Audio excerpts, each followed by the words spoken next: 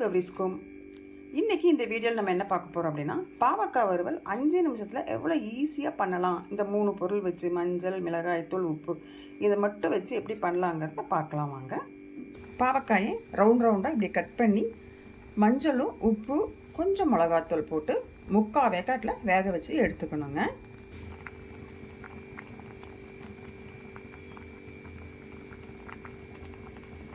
இப்போ பாவக்காய் 3/4 வேக்காடு வெந்தாச்சு. அதை இப்போ எடுத்து வடிகட்டி தண்ணி இல்லாமல் வச்சுருக்கிறேன். அடுத்தது என்ன பண்ணலான்னு பார்க்கலாம். தோசைக்கல் ஒன்று வச்சுக்கோங்க. நல்லா கனமாக இருக்கிற தோசைக்கல் வச்சுட்டிங்கன்னா உங்களுக்கு ஈஸியாக இருக்கும். இப்போ கல் காஞ்சிருச்சான்னு பார்க்க வேண்டியதுதான். கல் நல்லா காஞ்சிருச்சு. தண்ணி விட்டோன்னா அப்படியே சுருன்னு வருது. இப்போ அடுத்தது என்ன பண்ணலான்னா இந்த பாவக்காயை அப்படியே இதில் கொட்டி அப்படியே இப்படி ஒவ்வொன்றா வச்சு பரப்பி அப்படியே தண்ணி தூண்ட மட்டும் இப்படி வேக வைக்க இப்படி வறுக்கணும். இதில் கொஞ்சம் எண்ணெய் ஊற்றிக்கணும், மிளகா பொடி போட்டுக்கணும், உப்பு பத்தலைன்னா உப்பு போட்டுக்கணும்.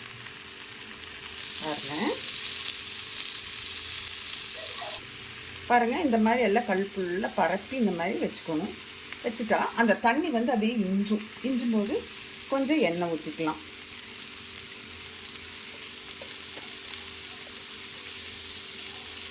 எண்ணெய்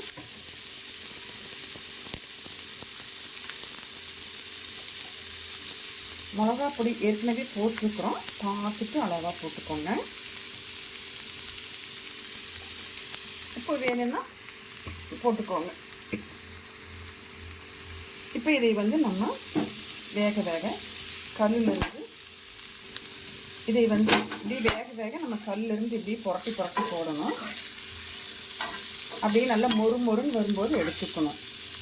உப்பு பத்தலைன்னா பவுடர் சால்ட் போட்டுக்கோங்க. நான் மிளகா பொடி பத்தாது அதனால போட்டிருக்கிறேன். இன்னும் உப்பு பத்தலைன்னா நான் கொஞ்சம் லைட்டாக பவுடர் சால்ட்டு போட்டுக்கலாம். இப்படி ஒரு 5 நிமிஷம் கரெக்டினீங்கன்னா மொறுன்னு வந்துடும். அப்புறம் பார்க்கலாம். இப்படி நீங்கள் குட்டாவும் வச்சுக்கலாம். குட்டா வச்சு எண்ணெயும் மேலே ஊற்றிக்கலாம்.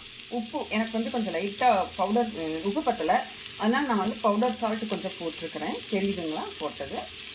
கொஞ்சம் மிளகா பொடியும் போட்டுக்கலாம் பத்தாததுக்கு. இப்படி வச்சு குட்டா போட்டுக்கலாம். முதல்ல தண்ணி ஊற்றி வேக வைக்கும் போது கொஞ்சம் போட்டுட்டு கொஞ்சம் போட்டு அப்புறம் இந்த மாதிரி பண்ணும்போது போட்டுக்கலாம். வாங்க இப்போவே கலர் மாறி இருக்குது பார்த்தீங்களா.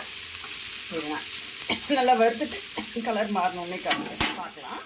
இப்போ பாருங்கள் பாவக்காய் எப்படி வறுத்து கலர் மாறி முறுன்னு இருக்குது பாருங்கள்.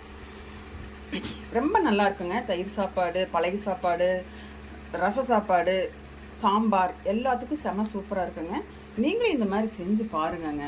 அப்போ தான் அந்த டேஸ்ட் எப்படி இருக்குது அப்படிங்கிறது உங்களுக்கு தெரியும். இந்த மாதிரி நீங்களும் பாவக்காய் செஞ்சு சாப்பிட்டு பாருங்கள். நல்லா டேஸ்ட்டாக இருக்குங்க. குழந்தைங்க விரும்பி சாப்பிடுவாங்க, பெரியவங்க எல்லாருமே நல்லா விரும்பி சாப்பிடுவாங்கங்க.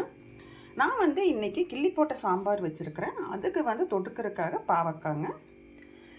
இந்த மாதிரி சமையல் வீடியோக்கு கௌரிஸ்க்கும் அப்படிங்கிற சேனலை சப்ஸ்கிரைப் பண்ணிவிட்டு பாருங்கள். நன்றி, வணக்கம். நான் வந்து அடுத்த வீடியோவில் ஒரு நல்ல டிஷ்ஷோடு உங்களை சந்திக்கிறேங்க.